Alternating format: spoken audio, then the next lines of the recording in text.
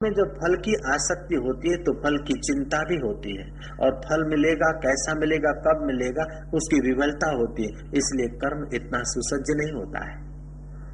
और कर्म में जब फल की आसक्ति हट जाती है तो कर्म करने का अपना रस आता है, मजा आता है। राम तीर्थ बोलते थे, मूर्ख लोग कर्म की फल के इंतजारी में मर जाते हैं, लेकिन उनको पता नहीं कि कर्म करते समय जो आनंद रूपी फल प्रकट होता है वो मिलने वाले फल से भी ऊंचा है, और मिलने वाले फल तो तुम्हारे पीछे पीछे घूमेंगे। जब पाप कर्म का फल हम नहीं चाहते तभी भी सजा तो मिलती है, तो पुण्य का फल तुम न चाहो तभी भी मजा मिलती और यार मिलती है। फिर नाहक क्यों अपनी बेइज्जती करना।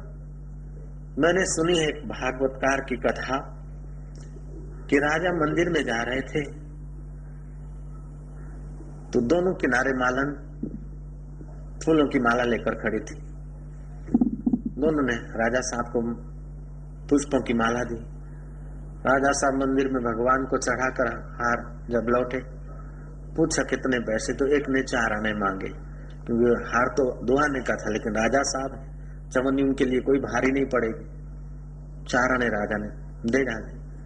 दूसरे से पूछा तो उस मालन ने कहा कि आप तो हमारे माई बाप हैं, आपसे हम पैसे कैसे लें। ये हार जिस जमीन से आए वो जमीन के आप महीपति हैं, ये आप ही का है, हम भी आप ही के हैं। राजा ने उस वक्त कुछ भी नहीं दिया, लेकिन मीठी मुस्कान दी और दरबार में जाकर मंत्री को कहा कि वो मालन कहाँ रहती है, क्या करती है, उसके नाम थोड़ी जमीन जागीर और कर दो, बड़ी सज्जन मालिन है। उसने तो चवन्नी में हार बेचा, लेकिन इस मालन को तो बेमाप मिला।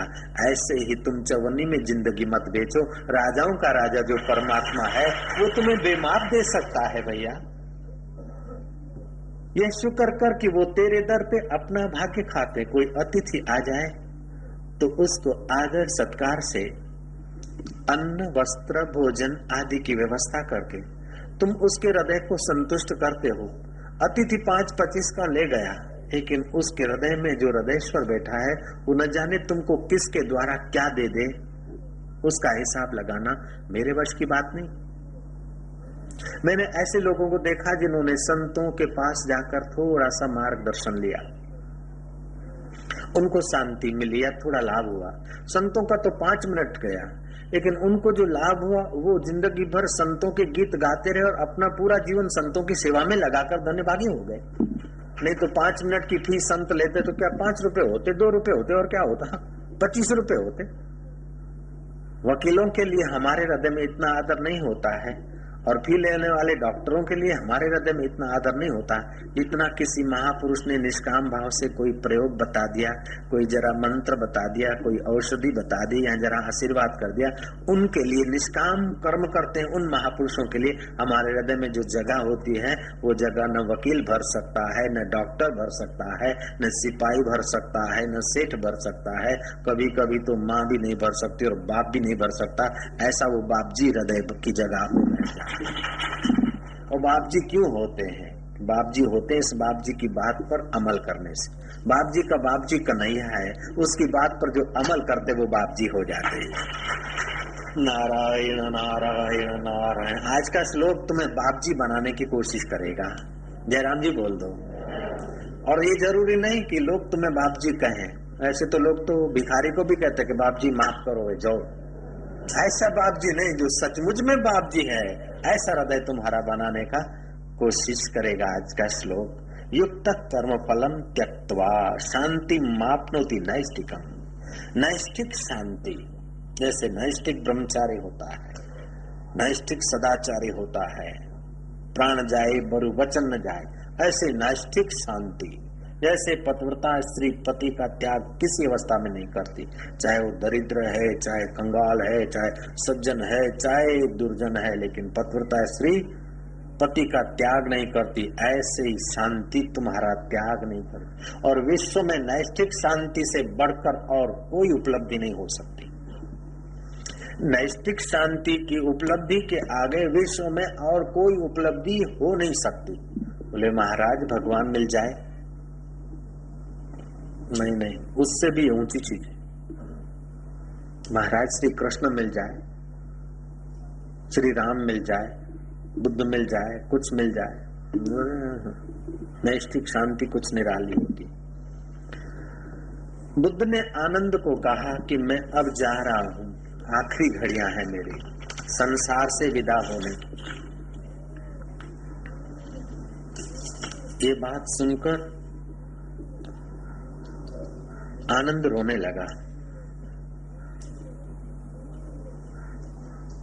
लेकिन सुभूति के चित्त में कोई शोभ नहीं हुआ। आनंद ने कहा कि पागल, शास्ता जा रहा है सदा सदा के लिए,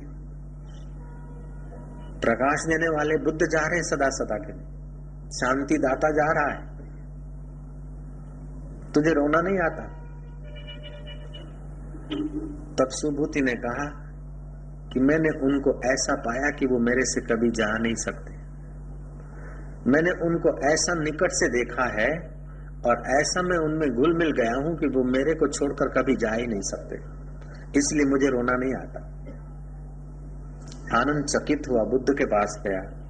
भंते, मैं 40 साल तुम्हारी हाजिरी में सेवा में रहा और अभी आप विदा होते हो, मुझे दुख हो रहा है।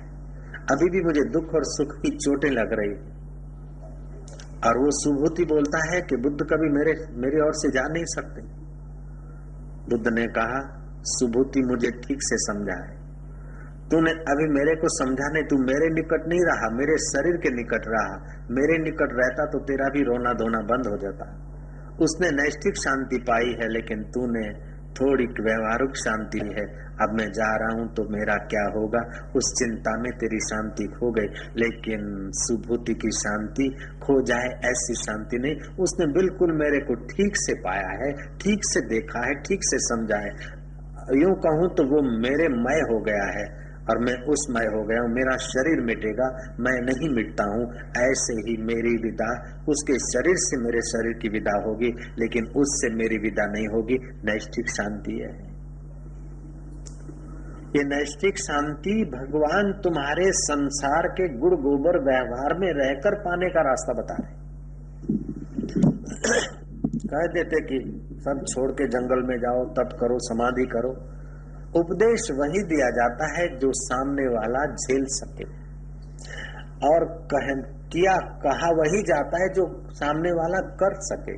तुम कर न सको और हम कहें तो ये बेवकूफी, और हम कहें और उसमें कोई सार न हो तो भी बेवकूफी।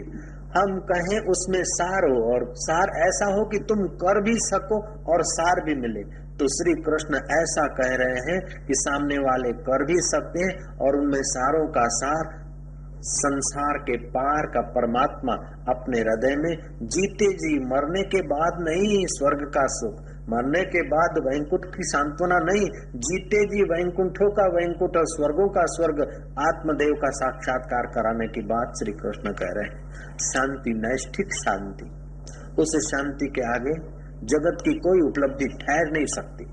स्वर्ग का सुख उसके सामने सिर ऊंचा नहीं कर सकता, ऐसी वो शांति है।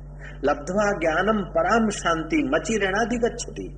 जिस समय वो आत्मदेव का ज्ञान होता है, परम शांति होती है, नैष्ठिक शांति होती है, और उसी समय मुक्ति। ऐसा नहीं कि अभी ज्ञान हुआ, अभी शांति मिली और भविष्य में मुक्ति होगी, मरेंगे तब मुक्ति होगी, नहीं, जीते जी मुक्ति। 4 प्रकार की मुक्तियां मरने के बाद होती है, वे सामान्य मुक्तियां हैं। लेकिन जो सुपर मुक्ति है, सर्वोपरि मुक्ति है, वो मरने के बाद का इंतजार नहीं करती, वो जीते जी मुक्ति। एक होती है स्वर्गीय मुक्ति। अगर